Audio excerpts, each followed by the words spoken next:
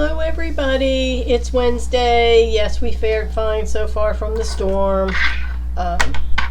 And I'm on a little early, but you know, I get bored, so I need somebody to talk to, and it's you. I came up with a couple things that I'd like to share with you for all of, you know, anyone out there that's a basic sewer, basic quilter, want to get started. Just showing you just a couple little things, okay? So what I want to show you first is, how do I get a 1/4 inch seam? Okay, how can I test my machine? Because some of you may have these big fancy machines, some of you may have a basic machine like a featherweight, or you know, any of the smaller getting started machines, but you can still do that, and you can still get a 1/4 inch foot. They make them for most all machines. So what you can do, the first thing I'm just going to show you is a 1/4 inch seam, is take 3 strips of fabric. Okay, scraps are great for this kind of stuff. So I went to my leftover binding pile, and pulled, I don't know, they're like 6 inches, doesn't make any difference, 2.5 inch. Why did you pick 2.5? Because a 2.5 inch strip will finish off to 2 inches, and it's just a good measure. Okay, so I'm going to take the 3 strips, okay, and I'm going to sew one on this side and one on that side. And if I've got a good 1/4 inch seam set up, my piece of fabric down the middle will be 2 inches, because I've sewn off 1/4 inch on each side. So it's just a good way to measure. So let's go over to the machine. Look at that, I can show it to you right on the machine. Okay, this is a 1/4 inch foot, 1/4 inch straight foot. It does not have a guide on it. It is red. It comes in a set that we have that snaps on. It's the Sew Time that comes in a set of 3. It has a smooth the bottom on it, so it slides over your fabric easily. They come in, you know, just the plain old metal ones as well. So what I'm going to do is I'm going to take my 2 pieces and line them up. Now, if you're new, you may want to put pins in to hold it in place. And if you're pinning, you want to put your pins, okay, so that's the camera. Okay, so pins go toward the seam. It doesn't mean a lot when you're just doing something like this, but when you're putting together your quilt pieces, if you get in the habit of always putting the point of the pin toward the seam you're going to sew, it will keep you from getting pieces mixed up when you're sewing a lot of pieces later on. Okay, so, and don't sew over your pins, that's not good. You'll get a jump stitch, it can come apart, and you don't want to stitch over your pins. So once I've got this set up, and I normally use gray thread, okay, just a light color, just a gray sewing thread when I'm doing my piecing, or piecing thread, because gray transfers and pulls dark to light. Because if you're putting you know, black on white, which color do you use? Do I use black? Do I use white? So I generally use gray when I'm doing my piecing. So once I get it lined up, then I'm just going to sew. I've got my machine set up, and we'll just guide this down this very edge. That's 1/4 inch. This smaller side on that side is 1/8 inch, and there's times when you want to use that. So just guiding it down. Now there are guides that you can put on your machine. Some of you have 1/4 inch marks on the bed of your machine. Okay, so we've got that one. Now we're going to lay the next one down and do the same thing. Okay.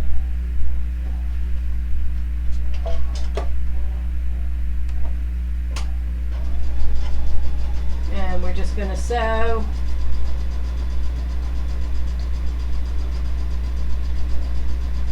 And Now when you're looking at your machine, don't watch your needle. Watch up here on the front or watch the side of the foot. Don't pay attention to the needle because that'll mess you up. So now we're going to switch over. All right. Got multiple things going on here. And we're going to press. Now on pressing, most of the time, I press towards the dark side. You can press your seams open, but generally speaking, I press to the dark side. And there are times when that may change, a different rule, but for the most part, I'll press. And if you hold your fabric up and press in that direction, it will automatically lay your seam down for you. Okay, just hold it up like this and press towards it. Okay, look how nice and flat.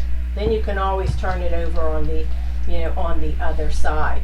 But if you press from this side, what happens is you get little bumps and bubbles in it and it doesn't lay down flat.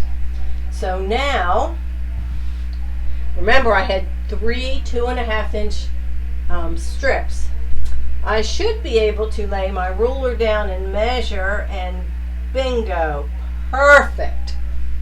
Perfect 2-inch seam. Okay?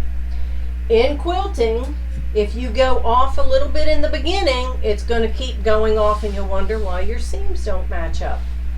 So there you go. Easy test. And so that you can test with your machine, because they're all a little different. Everybody sews a little bit different.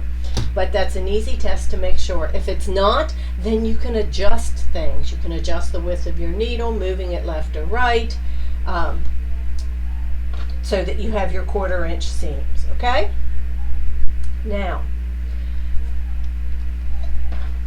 a half square triangle, because we're working on our snippets, and I know we've got a few new people in there, so I'm hoping that they'll be on and they'll catch. That's why I've got all these pieces laying over here.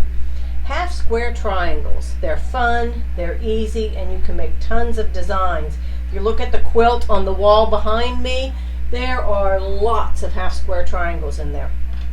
So the easiest way, very basic, is we're going to put right sides together, but take your lighter piece of fabric, lay it down.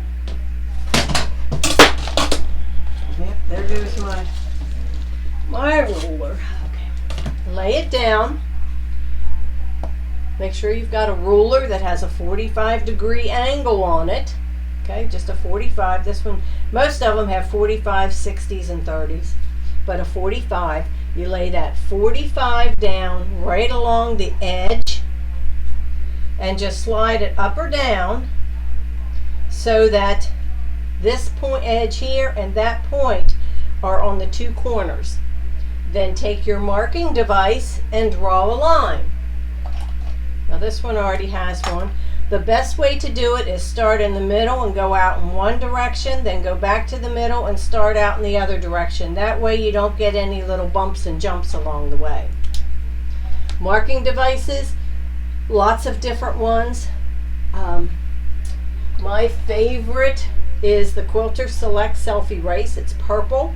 It does have an eraser that you can erase right away, or it will erase over time.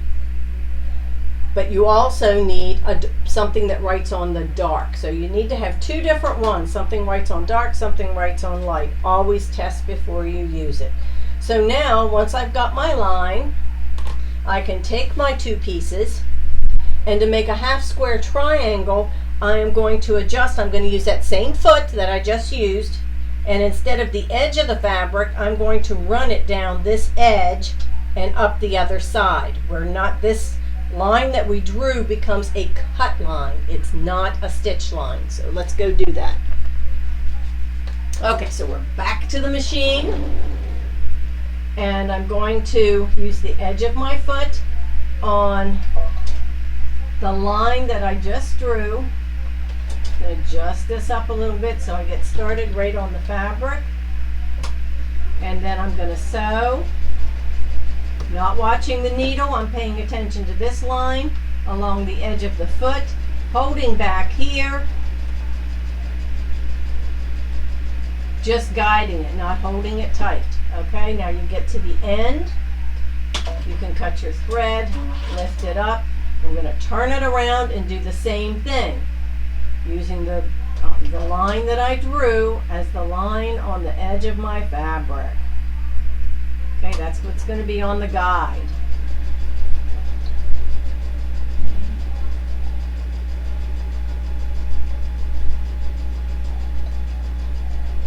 All right, now I'm going over to the cutting table. Back over here. I do like to use my rotating mat, so I can rotate it if I need to. I'm going to cut straight down that line down the middle. That now becomes my cut line. Okay?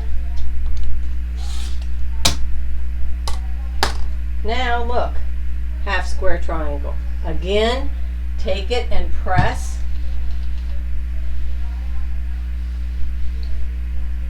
Okay?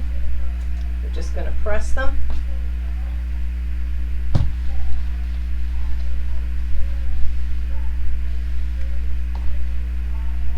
And there, I have 2 half square triangles. Okay? So, you have these little doggy ears. You definitely, at the very least, want to cut those off before you go on, because they get caught up and it will cause your stitches to jump. You just take your scissors and you can get rid of the dog ears.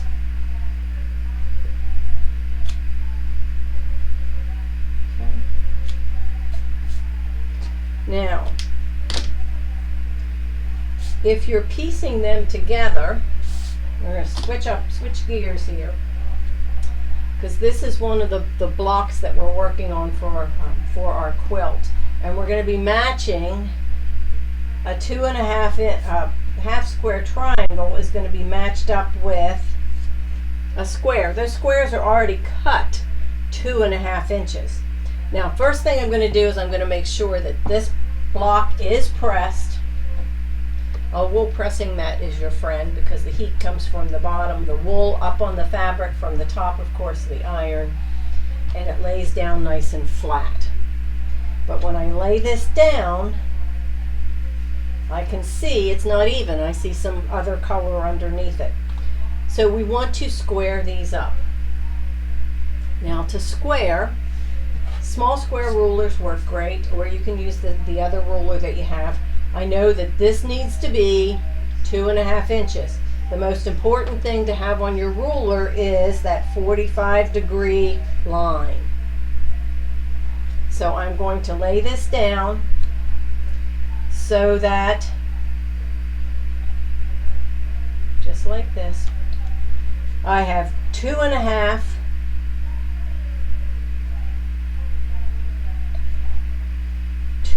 is going to be lined up with this line, and if it doesn't, I can turn around and trim it.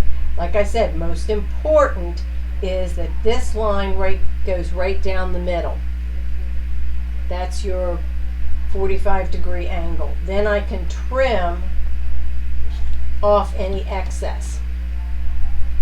If you have the rotating mat, I can rotate this around, go to the other side and do the same thing to trim this block up. Now, when you're trimming them, sometimes you have to trim a lot, sometimes you don't have to trim much, and sometimes you don't have to trim anything. Okay? So we've got this one, okay, 2.5 inch. So then I would go, and I'm just going down through all of these, and like I said, you're trimming them. So you can actually trim this 2.5 inch at the same time that you cut those ends off. I'm trying to see if I have another one that maybe needs a little more trim to even it up. Okay, so I have a little extra down here and a little extra down there because I want to make sure I don't cut myself short. I can turn it around and trim it. Got this lined up.